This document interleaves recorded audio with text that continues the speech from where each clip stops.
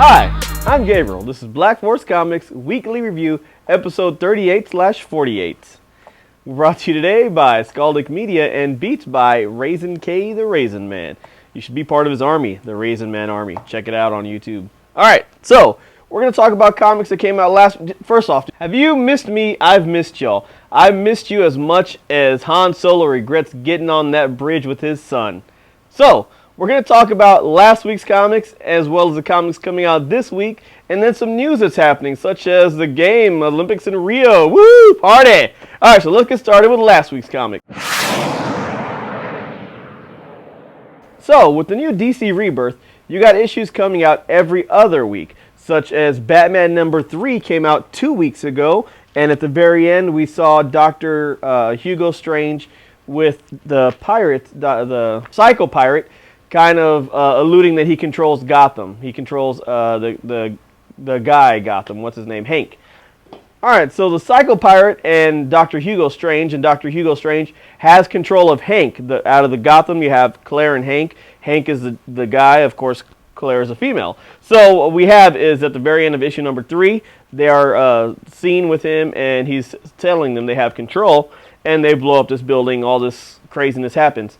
And then issue number 4, we have what transpires in maybe a day's time frame, but Gotham begins to go crazy, and he kills people, leaves Claire. Claire's freaking out. She doesn't know what's going on. She's saying over and over, "I'm scared.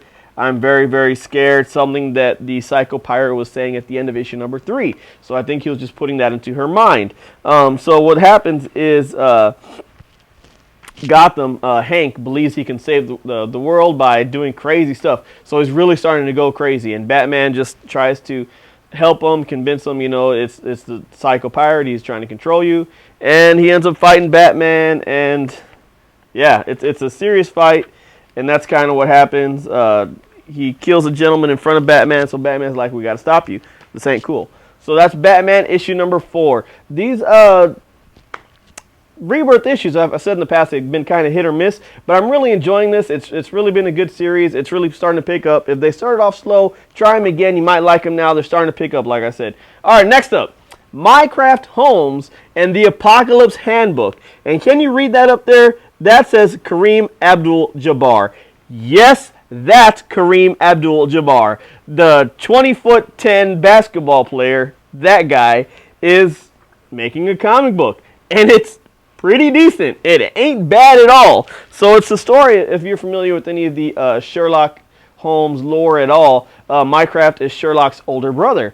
And in this story, it shows us how Mycroft kind of helped Sherlock become who he is because of the way Mycroft is. He's more a soldier, does what the government tells him to do, but he has that same mindset as Sherlock. They just went down different paths. Sherlock's decided to do his own thing without any government interference, so he's kind of more of an open mind, so he can do more than Mycroft could do, supposedly. But this is a really cool comic. It gives you more of the from the eye view of Mycroft, and I really enjoy it. If you like Sherlock at all, grab this one, Minecraft Homes and the Apocalypse Handbook. It's a good series from Titan Comics, so check that out now. It's going to be a short-run series. All right, next up, one that when they did their first story arc of it, it was probably one of the best story arcs out for 2015, Lady Killer, issue number 1 for the new second series. And Lady Killer, the first series ended at the very end where she broke away. She's an assassin. If you know who Lady Killer is, she's an assassin set in the 50s. So it's very out of the ordinary for women to, to have any position like that, and especially to have a position like this where she's an assassin.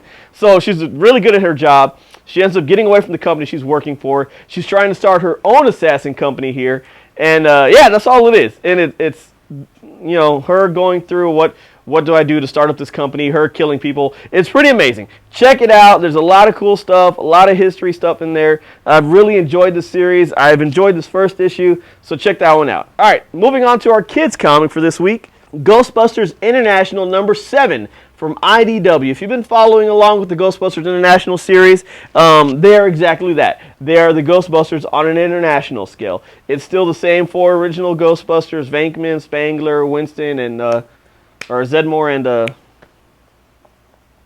whoever the fourth one is that I left out. So they're going around the world hunting ghosts and whatnot. This one actually takes place in America. It's them coming back from just leaving Paris. There's a lady, if you remember the first Ghostbusters movie, the gentleman from the FDA, his name was Walter Peck. This guy here, he goes to them, says that he needs their assistance. So he picks them up from the Paris airport and brings them back to the States and says, we need your help right now.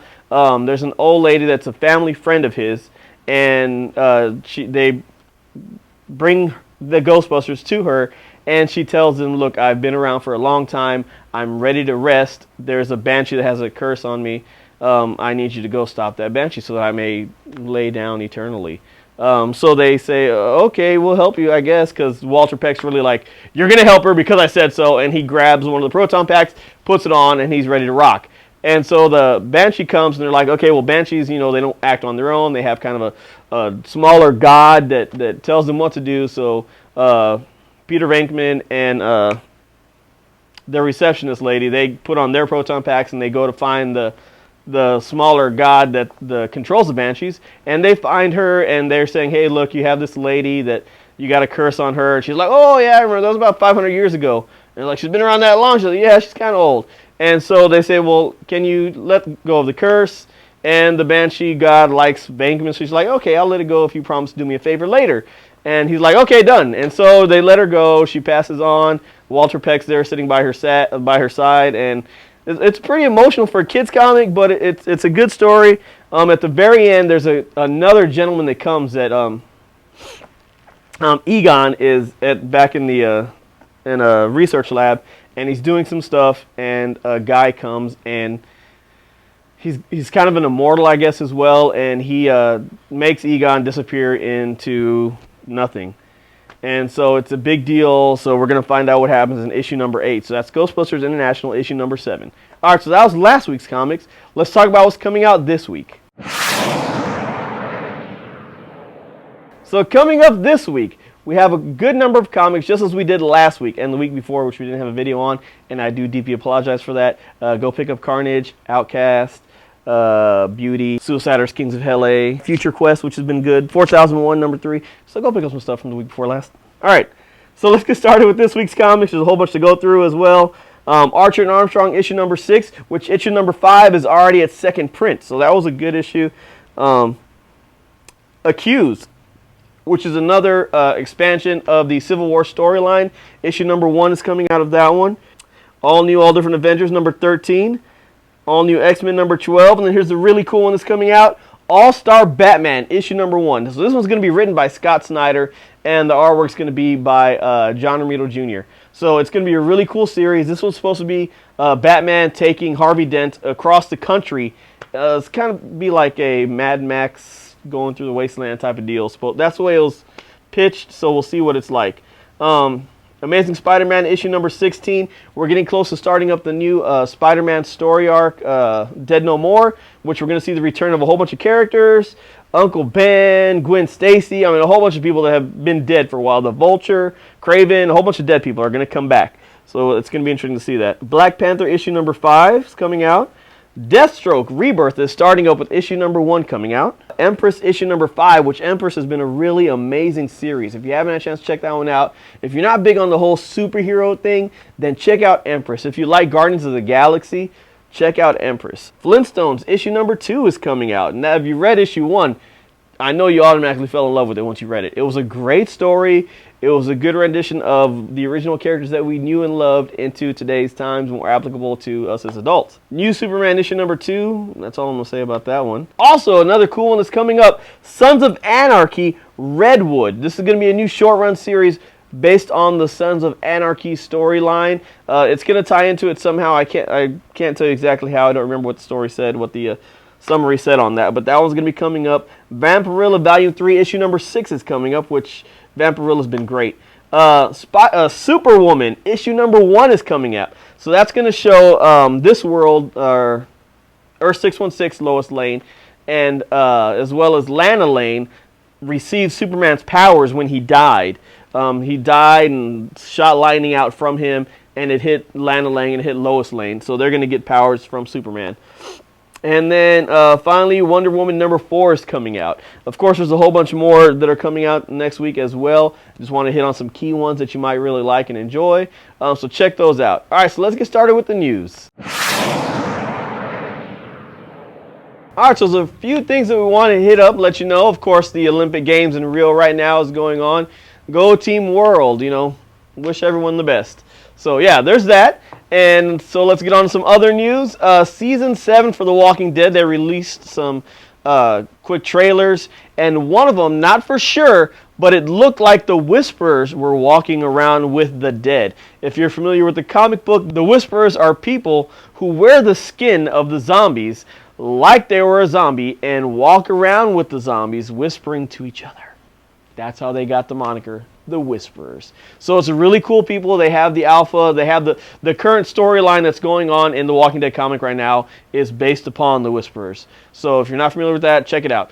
Also, in Gotham Season 3, we see Poison Ivy. We have Maggie Gia is her name. She is going to be taking on the role of Poison Ivy now as an older Poison Ivy. So the young Poison Ivy is going to have a run-in with one of the inmates from Indian Hill, the escapees from the crazy house, and they're somehow going to make her speed up and age somehow. Maybe some cocoon process. She opens it up and she's a new, older Poison Ivy with better control of her powers. That's the way it's being pitched in the summary. Just came out right now, so it's going to be really cool to see Poison Ivy in the new Gotham series. Of course, we're going to see other characters. We're also going to see the Mad Hatter as well as the Tweedle brothers. If you're not familiar with who they are, Google them. It's worth a Google, I promise. All right, so that's that for Gotham. Who went to go see Suicide Squad? I did. Now, as a comic fan, I love the heck out of it. There was so many Easter eggs and so many little nods towards stuff in there that it was great. The Batman vs. Superman did the same thing. They had a lot of Easter eggs, a lot of nods, but it was just blah, like that. Whereas this was kind of subtle, flashbacks, little things. It was a good introduction. A lot of cool stuff. As a moviegoer, the speed was too fast. They didn't develop on a lot of the characters. If I had no clue about the Suicide Squad, I probably would have been among the masses saying, "Why isn't the Joker anymore?" It's a Suicide Squad movie, not a Joker movie. The Joker is not, never has been, nor ever will be a member of the Suicide Squad. He was only in this movie to help further enhance the developing character of Harley Quinn, who is in fact a Suicide Squad member. And also for those of you worried about Katana saying she wasn't even a villain, how's she getting the Suicide Squad? She is actually like a government liaison keeping an eye on them. So it's pretty cool because when I saw her, I was like, man, why are they making her a villain? She ain't a villain. She was, she was one of the outsiders for a while, but she never became a true villain. But yeah, I was excited about that. So, you know what? I enjoyed the heck out of it. That's just my humble opinion. Let us know what you really thought about the movie down in the comments below. Also, for all you ladies out there, maybe for some of you men, no judgment here, Channing Tatum has been cast in the reboot of the late 80s movie Splash that showed Daryl Hannah and Tom Hanks. I remember this movie as a kid. My sisters loved the movie. My mom loved the movie. So we saw it a few times in our house. Maybe like 50 or 90 times we saw it. But yeah, that's an old movie that they're rebooting. And it's about a mermaid that Tom Hanks catches and they fall in love, whatever. She lives in his bathtub. So that's going to be the same storyline, I'm guessing, except with Channing Tatum. And yeah, that's that. Can't say anything else on that. But yeah, so there's all the news that we scrounged up for you today. Let us know what you're reading. Let us know what you want to talk about down in the comments, and we'll see you next week.